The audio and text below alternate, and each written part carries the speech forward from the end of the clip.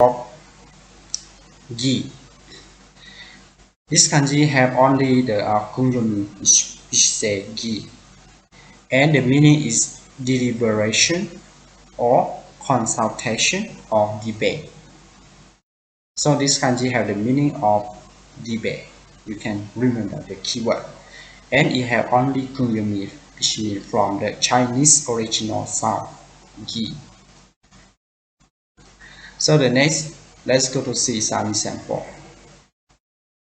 Kaigi,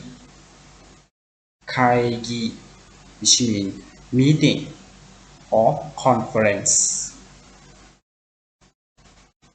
Kaigi shitsu, which means conference room or console room. The first word is you see that kaigi is mean the meeting or conference, but the second we have kaigi shitsu. The shitsu is mean the room, so we will say kaigi shitsu is mean the conference room. The next kanji gidai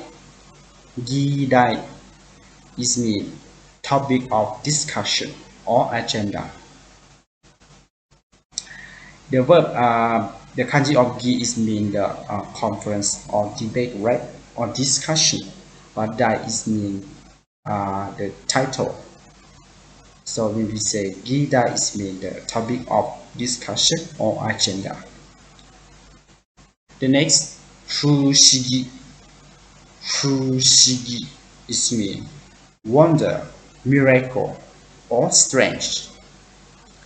But actually, when you say fushigi is mean strange. Longi,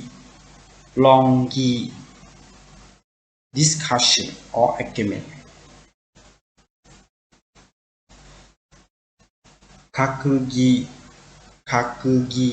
which mean cabinet meeting.